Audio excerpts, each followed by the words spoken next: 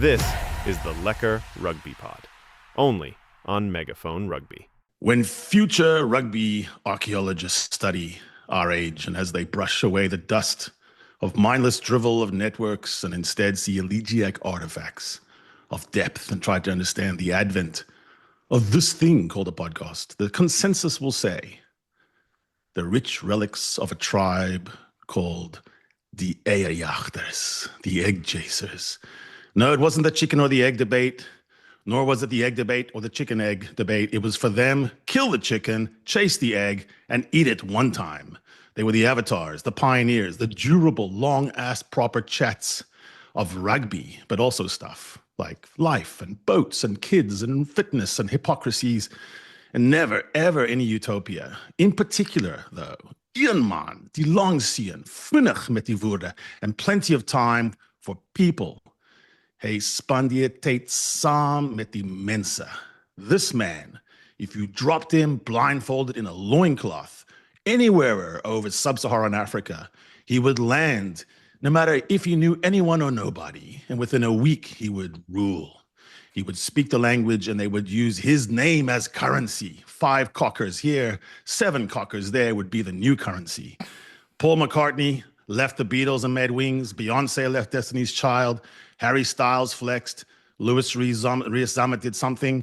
This man did something even more interesting.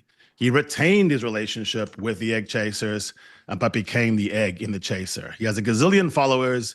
He's basically Andre Podlard. He's rumored to be the illegitimate nephew of Joe, you are so beautiful, Cocker. And he is on our show today, checking to see if he has met or exceeded 182 continuous days in South Africa, thereby becoming not an expat, but an inpat. He is most vitally not a dous. Tim Cocker. How's it, Tim? I know when things peak, and you should always get out when you peak. So, gents, it's been lovely. Thanks so much for having me. I'll see you on the next one. That's it. Oh, Andy, Thank you, you Harry. said it all. Yeah. I'm always watching the reaction once Harry starts getting into his flow. And yeah, yours was a classic one. I wanted to ask you, did you recognize any of those Afrikaans words that he was throwing in there? No, Mensa, instantly my mind went to, was he saying I'm very intelligent, like a member of Mensa? High IQ, that's it, yeah. Oh, was that it? It was genuinely? No. The people. Yeah. No, that's quite interesting. So Tim, I also left out of my intro that you're the owner, I think, of the Pro D2 or something, owner of the rights. So if we have any kind of footage, are we going to get a strike from you with a little egg chaser logo? Or will you allow us to use? I do not make the same mistakes as our World Rugby overlords. I live in a world of abundance, not scarcity. So have at them. Absolutely. No, so happy to have you here. And one of the things that I've always thought your theme is that you do democratize, you open it up. You're a proverbial free speech rugby guy. There's a quote, you wrote something that was very interesting about the culture of rugby. And you said, from where I stand, the greatest asset to rugby union is the culture of the sport. You can turn up at any clubhouse, at any level, anywhere, and be made to feel welcome. There is more fraternity within clubs, between clubs and between fans and players than in any sport I've ever witnessed. And every time I see you operate at the ground, I was privileged to see your sort of how you get that mic open to the people, let them emote and opine and do whatever they do. It strikes me that what you're doing is trying to make sure that it's always okay for everyone to talk about rugby to everyone. Precisely.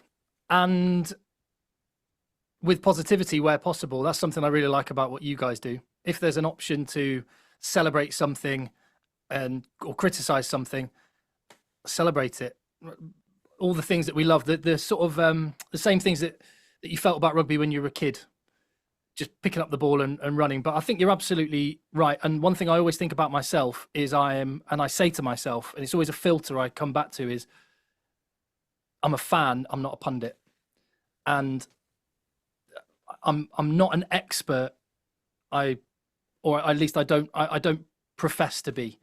There might be moments where I might say something where it makes someone think, but I'm always willing to be wrong. And very, very interested in other rugby fans. And certainly when I've gone around the world following rugby, and I've always, that experience of rugby clubs is exactly what you say. And I've also described rugby as like a passport where, yeah, you guys are South African, I'm from the UK, but we are all citizens of this republic of rugby. And that always means there's a seat next to you in a clubhouse, in a bar, at a ground.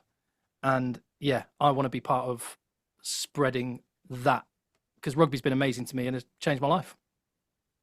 Yeah, and it's interesting because there is a language. You rock up at, False Bay Rugby Football Club in Constantia, and I was hanging out with those guys.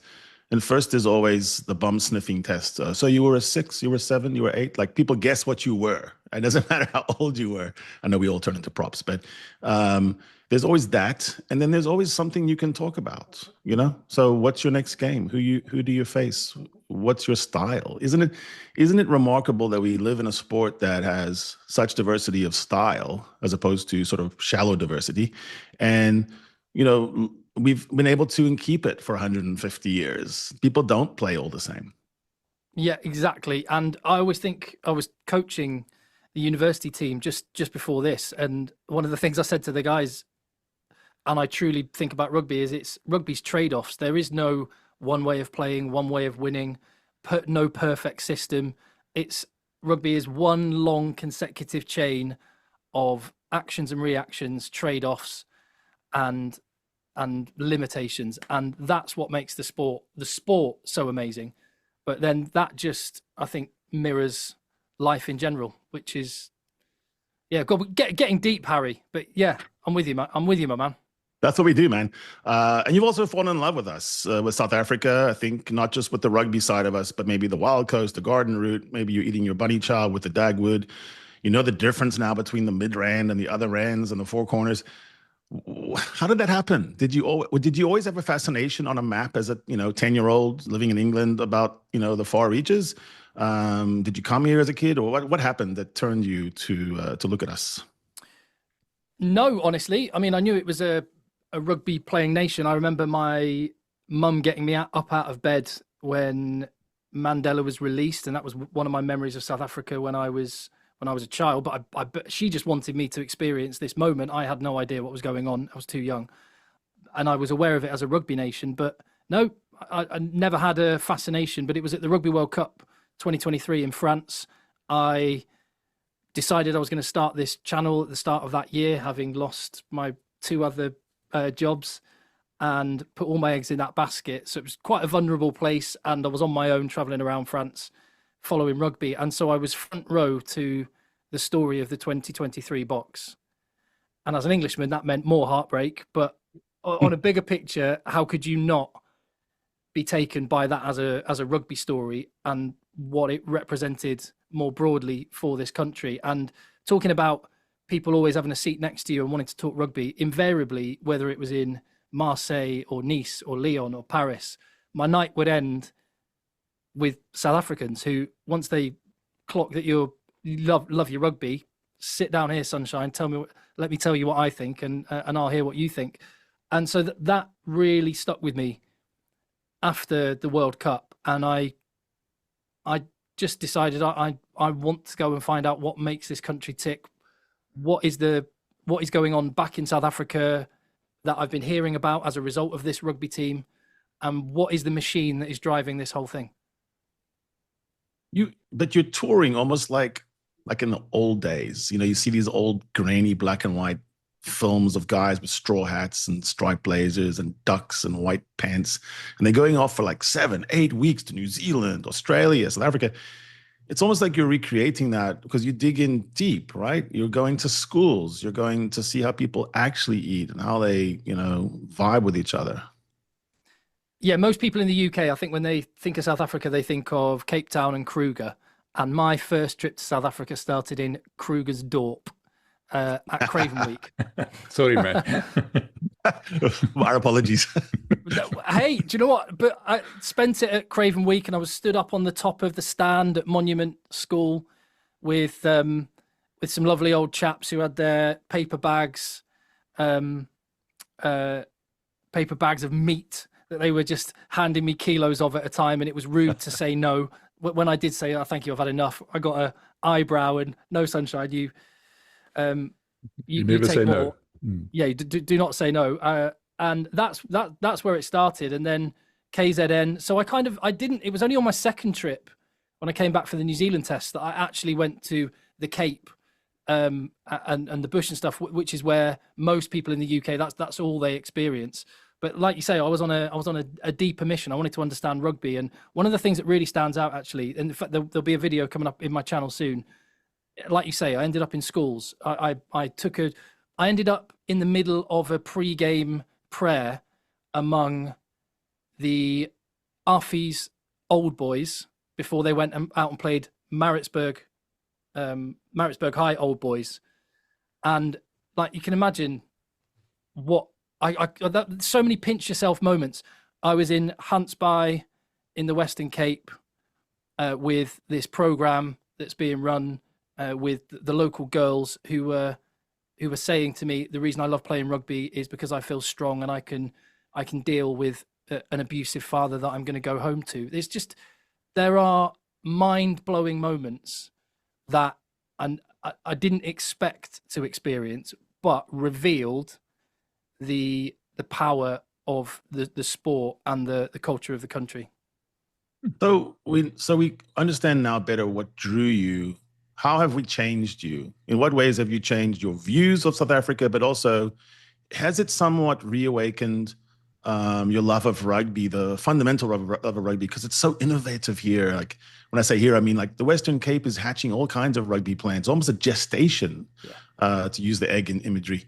How has it modified you? Yeah, well, my perception of South Africa or South Africans beforehand was that it was a proud people, abrasive, hard-nosed, and yes, there are giant human beings in your country. The amount of protein you get through is incredible, and those qualities are absolutely there. Proud, God-fearing, family, but you're all softies under it all. And there's a couple of guys that watch your channel, actually.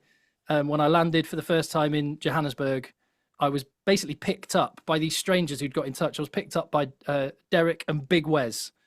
And within half an hour, I had a Brannis in my hand, was in their back garden, and they would give you the shirt off their back. And that's one of the big things, the warmth, the desperation, particularly with this new South Africa and the forward-thinking South Africa, the desperation for people in your country to have people see what they see, and as a consequence, I've seen some things that have totally revealed that. So that's completely blown open my perception of the country. And I absolutely, as you know, Harry, as we talked about in Cape Town, I absolutely love it there. I absolutely love it there. And I spend quite a lot of time when I am there sitting, having a coffee, just looking at what would be for sale around here. One day, maybe. Yeah, maybe we'll live next door to each other because I'm making my way back too. So here's the thing too, an invitation in London or New York City or LA or Sydney, it's not real. When someone says, oh, we have to get together or come over, we mean like a complicated 6-month negotiation when no one actually shows up, but you say you tried. In South Africa, and you walk outside and someone says, come now, come, let's go, come to the farm, come, let's go braai. He means right now. Like not even just now, like go. And you might, and when you do that, what you open yourself up to, obviously, if you're Tim Cocker, is long opinions and, verbal essays like, Tim, listen to me, man. A goat, the word goat is bok. So how can a goat not be the bok? How can the bok not be the goat? Andre is the goat bok, like that kind of stuff. And I love to argue, don't we? We love it. But our arguments are sort of circular and to ourselves. And we come in the end, we're like, no, you're right, Tim, that's it. So talk to me about that. How eager the old lady from Cape Town, from the Western Cape, the young man from George, the young man up in the Limpopo area, they want to talk rugby all the time, no? Can you imagine what that's like for me? I live in Manchester, which is half an hour up the road from Liverpool. It's football only here, and I would struggle outside of WhatsApp and my friends. I would struggle to go and find someone to chat rugby to, and it's everywhere, everyone, constant, and I'm here for it. I absolutely love it. I hope that people in South Africa recognize how rare and special that is, because it's not normal. It's just not normal. And it's not just that they want to offer an opinion. They really know their stuff. They properly know their stuff. They'll have an understanding of history, of players, of teams, of eras, and not just of teams in South Africa. They understand the sport on a much broader level. It's not normal. Yeah, we do know that other players, not like some countries where they sort of fixate on their own. The only place I've ever been close to that was similar was in New Zealand, in terms of the percentage of people that understand what happens before a ruck, when the ruck starts, breakdown. I can really intelligently discuss anything they want with you. But talk to us about your methodology, because I watched you at work, and it's interesting because obviously you work during a game, but then it's when the game is finished, right post final hooter, that you go to real work. Talk to us about how you figured out how to do that, where people coming up those aisles and streaming out into the dark night, win or lose, you give them a forum. You know, it's like the people's debate. I used to have a morning show on the radio, like music show, nothing to do with sport. It was the XFM Manchester breakfast show here in Manchester, and I would start work at 6 a.m, finish at 10, and I'd do a morning show and take calls. And anyway, so years of doing radio means I'm pretty confident that I can hit record, do my thing, and if it goes wrong and something happens that I'm not expecting, do you know what? I'm used to that live environment, so just go with it, and then I'll hit stop, and then I'll hit upload. No editing whatsoever, and let it be what it's going to be.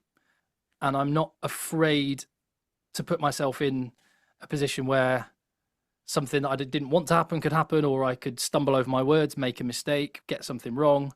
Someone could come up and be a bit uncouth or funny or unexpected. It's actually in those that I think that's one of the reasons why that format does quite well, is because it is unpolished. It is real. It is authentic. It is literally me hitting record, then hitting stop, and then hitting upload. There's nothing in between, and that's sort of, as a result, you get to capture those moments of emotion because the content is coming so soon after the final whistle.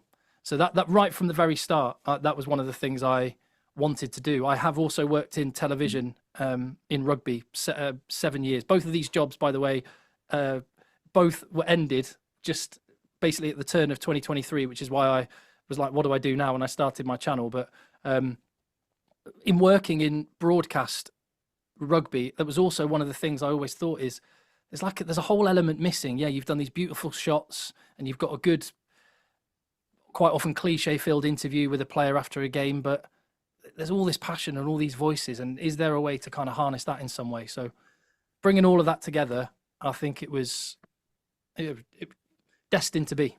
It's worked so far. I'm very interested in the YouTube journey side of things. The rugby is one thing, but the fact that you decided to go into YouTube, and you, like you said, you were a radio presenter, you were a sports presenter, and everything else. Talk to me about that decision to go onto YouTube. It's sort of I'm talking about my own experience now. It's a bit of a gamble. That for me, especially, I'm not as experienced as you are. The first time I pressed that upload button, I was literally cringing, and waiting for the the blast coming from everybody that knew me. And who are you now? Talk to me about that side of it. Particularly in terms of rugby, as I said, my thought was, I'm a fan, I'm not a pundit. I'm not an ex-pro. I haven't gone and won World Cups. Who am I to offer up an opinion? And that there's definitely a bit of vulnerability and nervousness around that. But I was kind of in a situation where I'd lost both my jobs within the space of a couple of months. Unfortunately, I had a wife who's been telling me for literally years, you should be on YouTube. What are you doing? Like, it's right there. She works in the media space as well, and she's been telling me for years. And of course she never says I told you so now. But the fact going back to the very first thing Harry said, it democratizes everything. It's not about who's got the biggest war chest to go and buy the TV rights to broadcast the games. It's the market will decide. If it was rubbish or people thought it was rubbish, they won't watch. Some people won't watch. Other people will. But it's there on merit, and I get to cast a net over the whole world, not just in the UK, and in your case, not just in South Africa. So that's the thing. Now we're building this community, and you talked to that cliche-full interview. Tell me how it felt. No, it felt terrible, man. Oh, it's never that. And all credit to the other side, blah blah blah. But there's so much more to it. So when you start digging into the other stuff that people don't get used to, they're not used to, they've never seen it before. When I speak to Harry or Andre Pretorius, I'm always the guy sitting there with big eyes like this. I'm not the expert. And I can just listen and I learn from them all the time. And then you start building the community. Did you experience that as well? Yeah. And I think, do you know one way that I've noticed the community that you build is I sort of dip my toe into the comments just to sort of have a little look at what's going on. And it's the conversations that people have with each other that I love. And one of the things I'm really, really proud of, in fact, most proud of out of the channel, is the good nature between people, quite often from different parts of the world following different teams, towards each other. And I think that I think you guys have done exactly the same thing. You'll celebrate wherever possible. And as a result, this last week, you've broken down what a great match it was and what incredible bits of play there were in that game in Eden Park. And there may be other parts of the internet which have gone into some less fruitful places and focused on other parts of the game which aren't nearly as much fun and don't bring people together and don't build a community that I would want to hang out with. Yeah, we call it the race to nowhere. The race to nowhere is the race to nowhere is where after every match, or even before the match, which is even worse, I think, cynical, you go, oh, referee X has been appointed. So we know how that's going to go. And then it's confirmation bias, and then you go into that pit. And my problem there is it's a profound misunderstanding of the game itself, which has 200 calls and no calls, all of which have sliding door moments and effects on each other. So don't pick out for me one moment where you say you were robbed. Then you're telling me you don't understand rugby. I mean, there could be possibly something like that, but most of the time it's this cascading set of decisions and non-decisions that lead to the pathos and the incredible climax of the game. And don't rob us of it. Don't put an asterisk on my win, and I won't taint your win either. I'm interested in sort of how you see the current competition itself that we're talking about right now, the rounds 1 through 3. There's a juncture here where you have teams sort of in rebuild mode. I mean, you're from Manchester, so you know the pressure on, say, Man United or Man City. You don't get to rebuild, right? You're Sir Alex Ferguson. You have to win all the time. In rugby, it's the same with the boxes. Hey, Rassi, please blood the new guys, but don't lose. We need to score more quickly. We cannot require so many phases, but there's no growing pains, please. Is that how you see this particular rugby championship going for South Africa? Is we're trying to do something, but we don't have any patience? Yeah, there's definitely an element of that. I think this doesn't operate in a vacuum, though, does it? The Springbok team are doing what they're doing, but they're doing it at the same time. And this is quite often the bit which isn't said enough. It's not operating in a vacuum. This is a moment where international rugby has never been better. I cannot remember a time when so many teams were of such quality. And that means at the margins, you only have to be 1 or 2% off. And at the margins, that has a massive impact in either direction. And look at Argentina now and the absolute ballers that they've got, the 7 stars that have been integrated over the last few years, and how Felipe Contepomi has come back from Ireland, stepped up to national level and introduced his thing. Same, but actually the Irish connection with Joe Schmidt as well, I'd not really clocked as well. But what Joe Schmidt's done, and actually a few key pieces of the jigsaw, and that can completely transform a team. The mindset of Australia as well. England, I think, are tracking amazingly well. France are just insanely good at the minute, and the depth they've got and the quality of their competition. Ireland have been great for a while.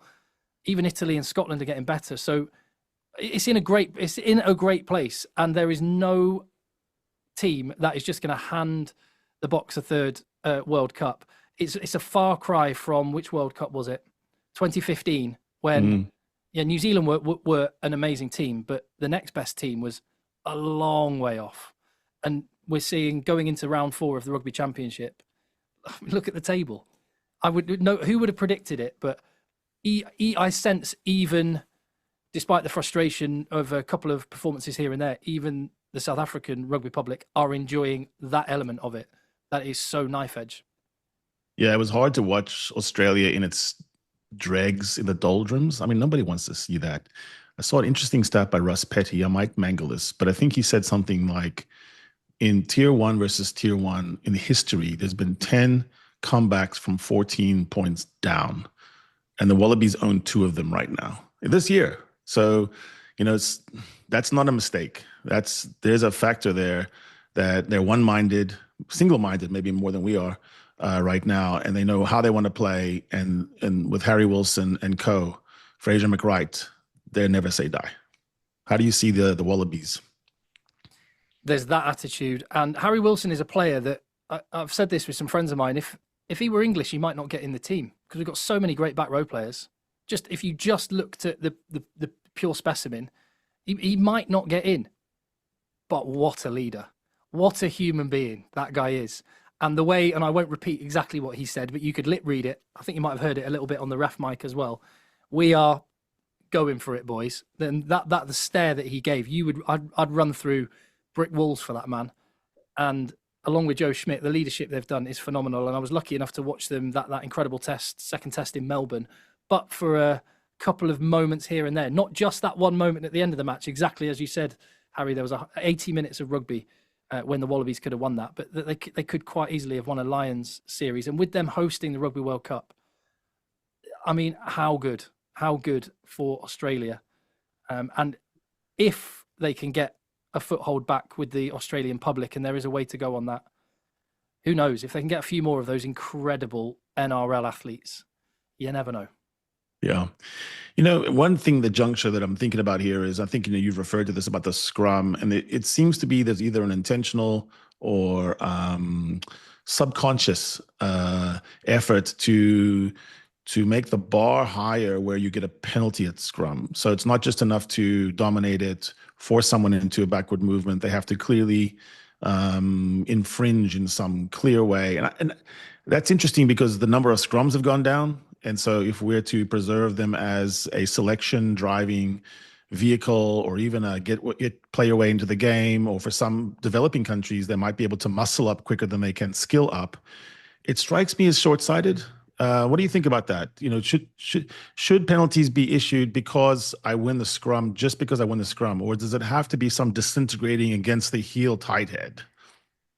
There is a bit of nuance here. First and foremost, I think I'm sure we all agree that one of the beauties of rugby is that any kid, any size, shape, there's a place for you in a rugby team. And that's one of the most beautiful things about the sport, because there's lots of different ways to play, lots of different ways to win. And we don't want to homogenize the shape of rugby players by depowering scrum. I'd say the same with the maul. I celebrate mauls because it ties in 16 forwards and leaves lots of space for quick men out wide as well. Whereas I think the maul gets a lot of stick too. But I also understand the thought that you don't want scrums purely to be a weapon to try and win a penalty, to then kick to touch, to have a line out. So I definitely think there's a balance there. The point of a scrum traditionally was always to start the game again. And however, there's nothing I love more than a 5 meter scrum, which that's one of the pains of the held up over the line that I miss. I miss a 5 meter scrum. No one ever complains about scrums taking too long, or a reset when it's near the end of a match, 5 meters out, the steam rising off the players as they get the mud off the bottom of their boot. That is cinema, and I absolutely love it. I do understand where the people in charge are coming from, but I think the calibration is wrong. It also makes the end of a match completely unsafe for a team that's in the lead and wants to run out the clock. You don't want to have to take the knee like the NFL. So in the Rugby World Cup final, we had to convene a scrum. We had, a hooker with no shoulder, We had someone else, I think Elrigh had done his shoulder. They had full green light to attack that scrum because it was for everything. It was super interesting. I mean, I was there on like watching glued and nobody felt safe. Imagine that same scenario if it was easy to escape a scrum or the feed is so, not credible.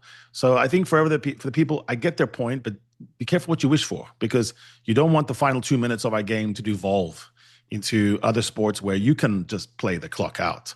I'm interested also in how you see the game at Eden Park, and we're pushing aside because we don't ref bash here. We don't even really go there. Just the shape of those teams. What did you see there? Rassi's been very truthful about this idea. We won't win the next World Cup if we play like 2019. We have to do something different. We have to attack better, and every man's got to be dangerous. All 15 guys got to be an attack weapon.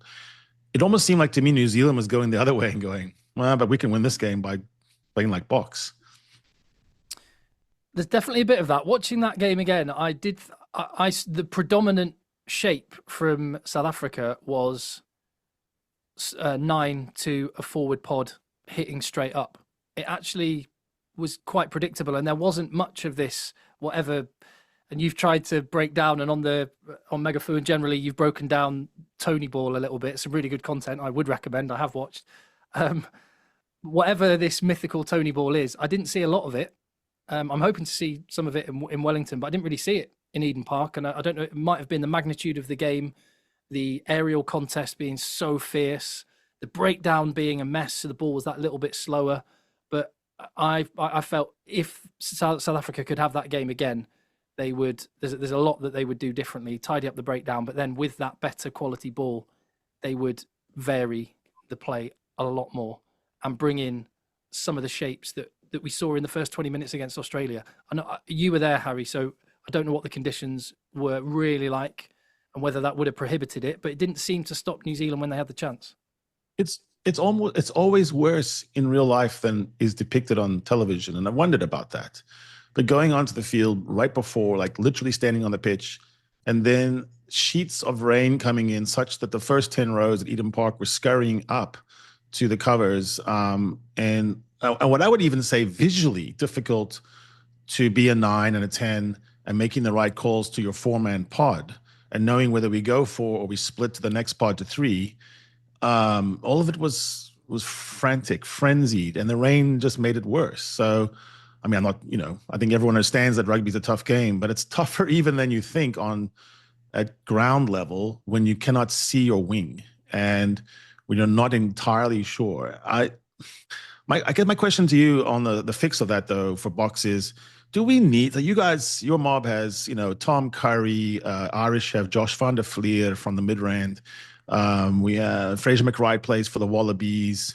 Ari Savea is truly still an out-and-out 7. I know Argentina and French do more like what we do. But to play what the Box want to play, do we need a proper rat? Do we need a rodent? Do we need a badger at the breakdown? Yeah, Fraser McRae might be the best of the lot at the minute from what I've seen. Argentina don't have that, but what they do have is they have that skill set spread across the team. So I definitely think we haven't seen much of that from Malcolm Marks. That was always one of his, he'd leave his calling card after appearing at many a breakdown and stealing. So whether it's across the 15, I've seen Damien Dialende steal a bunch of balls at breakdowns as well. So if you can't get it across the team, then one specialist doing that job. Someone doing that job across a team is absolutely essential, I think, for the top teams. And it's interesting that a lot of teams are now going to like a 7 and a 6.5 or 2 7s quite often. France are starting to move this way. England are starting to move that way. Ireland are starting to move that way a little bit. It'll be interesting to see what they do now Peter Omani's retired and gone. So yeah, there's some teams that are upping the level on that, going to a sort of pooper situation from back in the day with Australia, and South Africa maybe don't have the threat at all at the minute, but it's definitely there in the team. No, you're right about Damien Dialende. He led the one World Cup, I think it was 2015. He was actually the biggest pilfering back in the tournament. And maybe it was pilfer and slow ruck by committee. But it strikes me that New Zealand was always trying to find the successor to Jerome Kano, trying to find a blind side, my kingdom for a blind side. And we were kind of going, we don't even need a stinking flipping open side. And I wonder about that if we're going to play the way Rassi says the 2027 World Cup's going to be played in Australia. I wonder about that. Moving on to people that you've been surprised by, which is now you're steeped in South African rugby. Which players, now that you really watch every single play of a Springbok team, leap out to you as people you were like, okay, and now you realize how good they are, and then the other way around. Which ones do you think, were a little bit maybe overrated? But don't be mean. On the Ruan Nortje, watching him in person is quite a thing. The work rate, the amount of interventions he makes in a match is astounding when you're in the stadium watching it. And just at a glance, you think he's on the small side. That guy can't be a South African lock. He's not that big. You should be some giant genetic freak. But I tell you what, he is something. And there's just a kind of calmness I like about him. He's very smart. Yeah, you can't tell if he's exhausted or not. There are some players like Tyg Byrne would be a great example. 1 minute into a game, he looks completely gassed, but he'll stay going for the next 79 minutes at the same incredible level. Ruan Nortje does exactly the same amount of work as Tyg Byrne, but just looks totally chilled the whole time. So he's massively impressed me. I think he's got a really, really big future. That would be one that I would pick out. I'm not going to say anyone that I think is overrated. It's a good choice there. I mean, we're not going to drag you into the Marty Lubbock, Andre. There's nothing good waiting for us there. I think Ruan, is this right? Envia has been picked as captain for the Bulls this season. Yes. Yeah. He just announced as the captain. Marshall was the captain just recently for that warm-up game, but Ruan's going to be the captain for the season, and not a co-captain or anything. Captain, proper captain. That's interesting. Yeah, and it's such a great pick. And I think he's intelligent in the way he fits into game plans. He's a kick chaser. He's a scraps gainer. He's absolutely good kill zone tackler, but he's also plenty comfortable with the ball in hand. Envia, you've seen him in open space. He's not a guy you think and go, oh, I'm not going to pass to that guy. That's a great call. I have got one more. I have got one more briefly. Yeah. Just I've watched at close quarters, albeit not international rugby, but Thomas DeToy, and I understand the calls that are being made to start Wilco Louw, and I've watched him play at Quins as well. And Quadzilla is incredible, and he gave us maybe the moment of 2025 rugby-wise last weekend at Eden Park with that scrum, even with a crooked feed, just absolutely monstering New Zealand almost on his own. But Thomas DeToy, I don't just think he's an incredible prop. As a rugby player, I cannot speak more highly of him, having watched him in the Premiership the last few years. The work rate, the hands, the rugby intelligence, and at scrum time. I want to ask you this question. Harry and I have got an adopted son because his father's a very good friend of ours, Elrigh Louw. Now, he's been injured the entire year, but your thoughts on his future in the Springboks and how much of Springboks do you think are missing him this year? There is still, Jasper Wiese is a brilliant number 8, another person who's played in the Premiership, and I've watched close at hand, and he punches above his weight. I know he's sort of dense and more squat, but I still nevertheless think there's a Dwayne-shaped hole in that pack, and Elrigh Louw could provide that. At the very least, he's gonna be the man who'll step in and have a very little drop off in performance if Pieter-Steph DeToy's not wearing a 7 jersey. But I think he could be an answer at 8. One thing you get being live is you get to watch a player. So like if you just say, I want to watch Jasper Wiese, everything he does. And I did that at Dublin once just to see how he played. I did that with Pieter-Steph DeToy in Eden Park. I mean, his hunting zone under this system, transition, defense, and attack is mammoth. He's got the size of the Kalahari to hunt. He is literally going from end to end, width to width, tram to tram. And it's almost like we're going, okay, Pieter-Steph DeToy did another one of those. I literally think watching live and watching him go, and I know he's lined up for next week again, is staggering, isn't it? Just the level of a big power athlete doing that. Yeah, and something that happens a lot in England. Actually doesn't happen so much in South Africa. This is one of my observations about the difference in fans is you easily take for granted, or English fans do, easily take for granted people that are known quantities. Like you say, he's been doing it for years at that level. And you can start to just be a bit numbed to the brilliance. But exactly as you have just done there, I do really, really like that South Africans will constantly marvel. And I think it comes back to you really understand the game. So you can and do and will watch a performance like that, even though you've seen it 100 times before, and still recognise that is gargantuan. And that man's a god of a rugby player. I wanted to say something. That's something that we South Africans are pretty good at as well. Harry just pointed out how good Pieter-Steph was on the night, but most of the conversation about his game was the fact that he conceded two penalties. Nobody bothered about talking about his rest of his stuff. That's also a bit of a South Africanism, if I may call it that. Yeah, perhaps. And actually, one of those penalties, I'd actually give credit to Duplessis Karifi, who just very slyly round the corner pushed him into Finlay Christie. I mean, Pieter-Steph DeToy didn't help himself by grabbing Christie, but there was a lot of dark arts smartly done by New Zealand players who were much, much more junior in their career. You know, one of the facets I've always noticed about books and people writing about countries and places is often it is the visitor, whether it's Sister Tocqueville commenting on the democracy of America and how fragile and also how interesting it is. Mark Twain abroad, that kind of writer. You capture the essence because you don't have the disabilities of familiarity. And the external observer is fascinating. And what I like about hearing you, and I've watched a lot of your recent productions where you're just chatting about the country, is you get the size, the aggression, the passion, but you get also the deep knowledge, reverence, I'll call it, for rugby.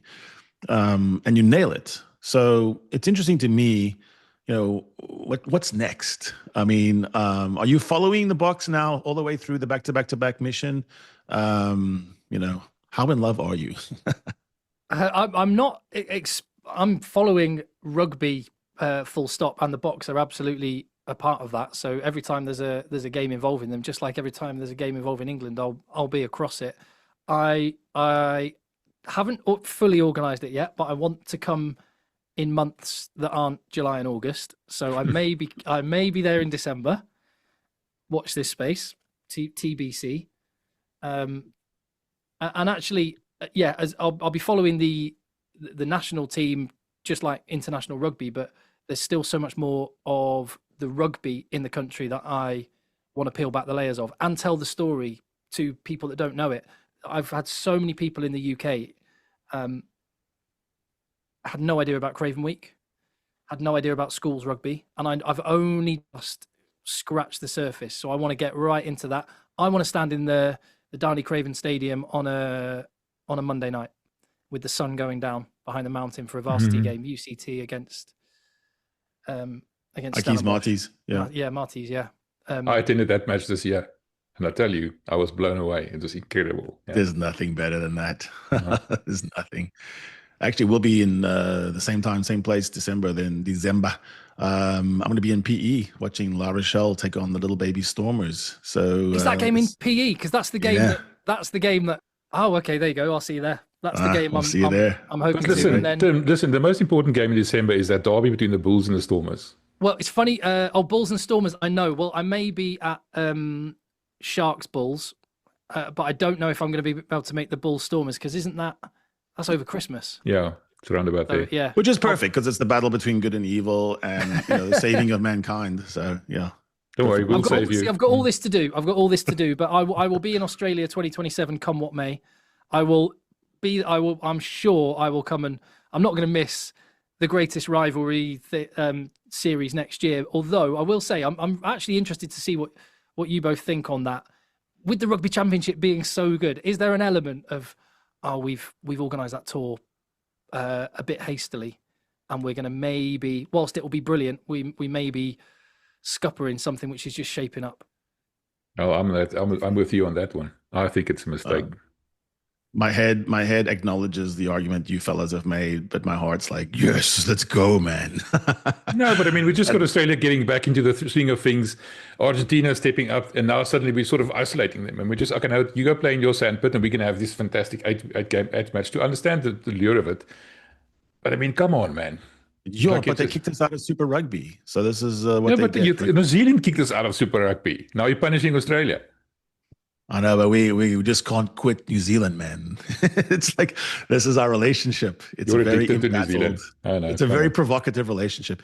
I do want to close. I know I respect your time, Tim, but something you wrote, which I thought was really profound and evocative and cool. You said, "What can we do to make sure it's always okay for a director of rugby to walk into the bar amongst fans of both sides for a post-match interview with a beer if they wish to? And for me, never to receive a response of, at the end of the day, we gave it 110%. I love that. Vivid voice, keen insights. Let's definitely band together to make sure that this type of discussion is what's preserved. Because I don't know about you, I'm done with cliches. Where did you find that? I remember saying that, or I don't know where I put that. Was that a tweet? I pulled it out of my arse. I just made it up. It's AI. No. It was an interview with something called the Rugby Paper, Rugby Times. Oh, Rugby. Okay, yeah. Rugby Journal. Oh, okay. There you Or go. Rugby Paper. Yes. I remember exactly. So my role used to be, I was the person whose wrist you would see asking the questions to the directors of rugby, and my friends always jokingly call golden wrists because yeah, I was always that person, and I was desperately trying to always go and chat to them in the week and just get their trust. Like, you just be honest. But I invariably, because the consequences were dire, and Twitter does its thing, and social media and blah blah blah, they just you never see the people that you'll know this, Harry, from chatting to people in media rooms, and MVA, you'll know this from chatting to people in media rooms, the number of characters that there are in rugby. And then when they're in front of a camera, you don't see that. Yeah. And I do actually think, coming back to YouTube, that's one of the things that YouTube does do, is it, because there's hours and hours, you can't keep up a pretense for as long as we're doing what we do. So people do get to see the real us, and as a result, it feels like you're chatting to a mate, or at least someone that you could imagine going up to in a bar and having a chat with, which is why I think, and I saw you earlier in the week saying how many people came up to you in Eden Park, and I find exactly the same, and I think that's exactly why. Yeah, and I think it's so fascinating that we have the sport with probably the most interesting people. I mean, just take the front rows of rugby, and you've got the most bizarre, like, flawed brain, crazy people, but they're highly literate, well-read, and you wouldn't get it from our broadcasts. It's just, we'll get them next time, struggle a bit of the breakdown. It's just so boring. I love what you've done, and it's really been a pleasure and a privilege. I think MV and I were probably more excited about talking to you than all these famous coaches, because you're showing us the way how to do it, and also, we're all in the same space together. Exactly, and it's been a pleasure. I think what you guys have got in the little family, I'm quite envious of the fact there's a little network there. You're like Avengers. You've got all your different characters there. I'm sort of solo. I'd quite like to be part of a Marvel universe of my own at some point. Maybe that's the long-term mission. But, Well, you should join our Marvel universe, man. The invitation's open. It's actually a really good analogy, Mvia. The all the superheroes with our terrible flaws as well, super flaws. So I'm Thanos, I think. Yeah. No, Harry encouraged me to draw up the little map. I know you probably saw it on Twitter or something. And the way the ecosystems, the guy in the UK and Hugh Griffin in the UK and Andre in Japan and everybody else. So we like doing that. And I'm actually making a little promo video today as well about the Afrikaans side as well. I don't know if you know, but we started talking to CJ van der Linde as well in Afrikaans nogal.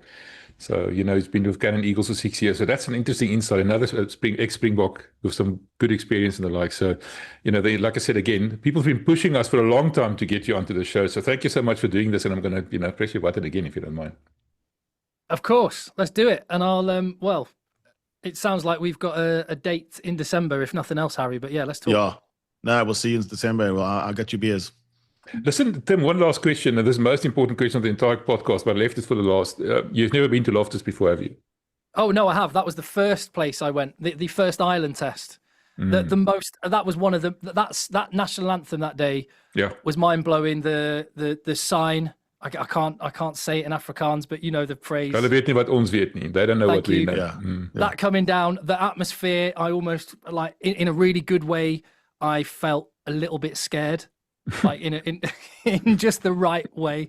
The braai fields being completely, or the beer fields being completely full for hours beforehand. The braais on the street. It was rugby from another universe. That was my first, after Craven Week, that was my first rugby introduction to South Africa. And nothing's quite, everything's been amazing, but nothing's quite replicated just how magical that was. Thank you. You could have thrown a ball and hit Mbia's house from there, by the way. It is the world's largest sports abattoir. It is the only place where you literally, like I said, I think you are scared. I mean, even if you're a Stormers fan and you go there, I'm wondering if you're going to make it out of those loos alive. I was thinking, because I went to Kings Park, which was a very different vibe and amazing. That was just party central. Disco. But with the last minute drop goal, what I couldn't help thinking was, oh, imagine if this had been last week. Ooh, that would have been an edge. On that one, but that's what I really like. And again, I hope you in South Africa recognize that it's not normal. The such different identities in different places. It's really, really interesting. That's what this podcast is built on, man. I'm the North guy, Harry's the South guy. For his sins, he supports the Stormers. I'm trying to convince him to become a Bull, but he's a bit stubborn. So that's what we built this podcast on. Yeah, definitely that. He stays, I roam. He follows the rules. I break all the rules. This is basically Pretoria and Cape Town. Cheers, man. Thanks, Tim. Appreciate it, man. Anytime. This is the Lekker Rugby Pod, only on Megaphone Rugby.